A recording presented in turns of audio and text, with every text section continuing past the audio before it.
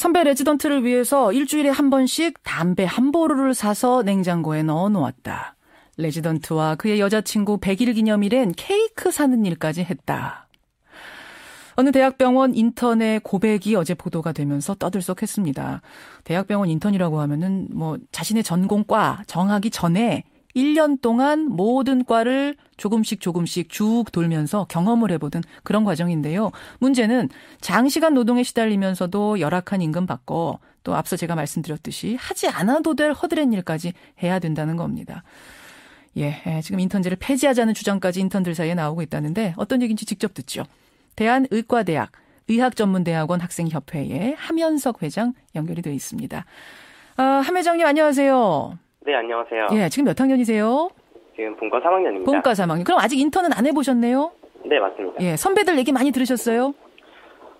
글쎄요, 이런저런 얘기가 있기는 하지만, 이제 주로, 불만이나 두려움에 대한 이야기는 아니었습니다. 워낙에 지금까지 잘 있었던 시스템이고, 당연시되던 단계 중에 하나였기 때문에. 네. 그럼 무슨 얘기? 지금 이제 가장 힘든 게 과잉 노동이다. 이런 얘기들을 하신다는데, 얼마나 일합니까, 인턴들이?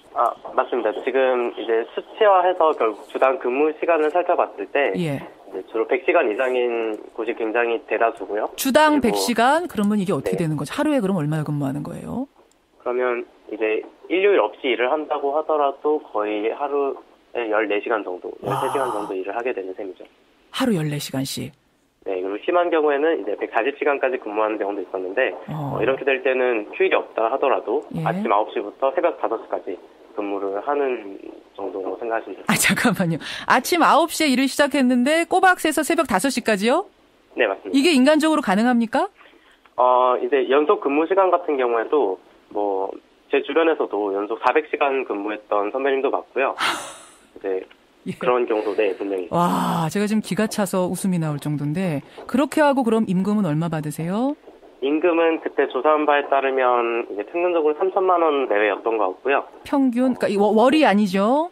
네, 연봉이요. 연봉 3천.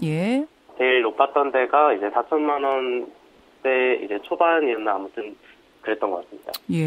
아니 그렇게 조금 자면서 노동을 하면은 그 다음에 정신을 차리고 환자를 볼 수가 있습니까?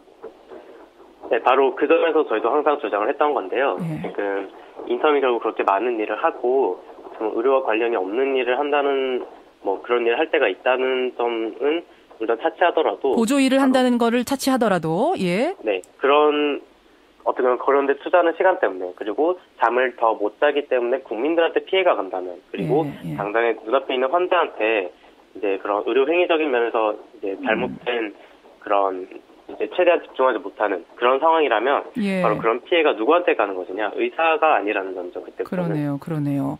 거기다가 이제 허드렛 일까지 해야 된다. 과잉 노동도 문제인데 하지 않아도 될 일까지 해야 된다라는 얘기가 나왔는데 함현석 씨가 들은 얘기 중에는 어떤 얘기들 있어요? 글쎄 일단 아까 말씀하신 그런 두 가지 케이스도 물론 처음 듣는 얘기지만 충분히 가능하다고는 생각을 하고요. 그리고 너무 이제 피곤한 부분 그리고 수면이 부족했기 때문에 계단에서 구르시는 선배님도 봤고 그리고 이제 예를 들어서 환자가 갑자기 환자분께서 호떡이 드시고 싶다 하면 병원을 나가서 호떡을 사오는 것이 인턴이었던 때도 있었던 것 같습니다. 호떡 사와라 하면 환자가 호떡 사와라 하면 호떡 사와야 되는 그거 이제 정으로 사다 드릴 수는 있습니다만 잠도 그렇죠. 충분히 못 잔 상황에서 이제 을 중에 을인 인턴들은 또 그런 일도 한다 이런 말씀이세요. 물론 그런 일을 한 번씩 하는 것 자체가 문제는 아니지만 이제 1년 중에 계속 그런 일을 한다든지 그리고 너무나 당연시 된다면 이거는 우리가 한번 뭘 해볼 필요는 있겠다라는 점이죠. 인턴제 폐지까지 지금 논의가 되고 있다는 게 사실입니까?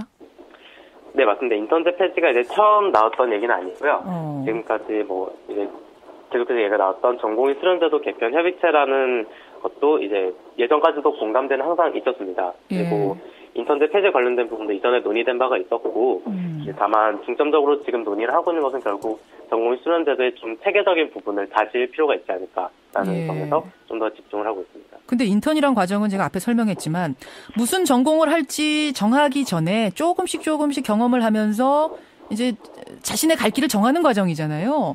이 제도 없어지고 나면은 이거는 좀 문제가 있는 거 아닌가요?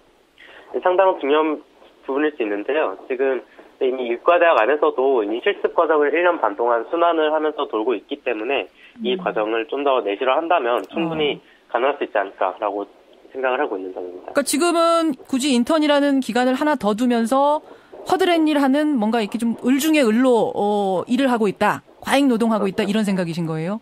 네, 맞습니다. 그리고 물론 과별로 순환하는 기능도 있지만 결국 우리가 이렇게까지 밖에 그 순환 기능을 겪어야 하는 것인가라는 점에 대해서도 우리가 다 같이 한번 다시 생각을 해봐야 되는 점이라고 생각을 했기 때문에 이런 논의가 이어지고 있습니다. 근데 지금 청취자 문자도 들어옵니다만 이런 질문들 하세요. 그래도 어쨌든 이 과정 거치고 나면 의사 되는 거 아니냐. 네. 이 정도 고생은 좀 해봐야 되는 거 아니냐. 나중에 보상받지 않느냐. 어떻게 생각하세요?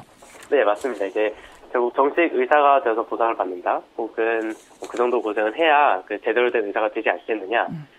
보상을 받는다. 그럴 수 있고 고생을 해봐야 된다. 틀린 말 아닙니다. 하지만 이제 이런 관념들 때문에 조성된 이 혹독한 근무 환경이 아까도 말씀드린 것처럼 국민의 건강에까지 영향을 끼친다면 이제 그 피해가 의사한테 가는 게 아니라 이제 국민들한테 만약에 결국은, 돌아간다면 그때는 이제 당장 수술을 받아야 하고 진료를 받아야 하는 환자분들에게 해가 되는 시스템이라면 이때는 우리가 다시 한번 생각을 해볼 필요가 있다는 점이죠. 여기까지 말씀 듣겠습니다. 고맙습니다.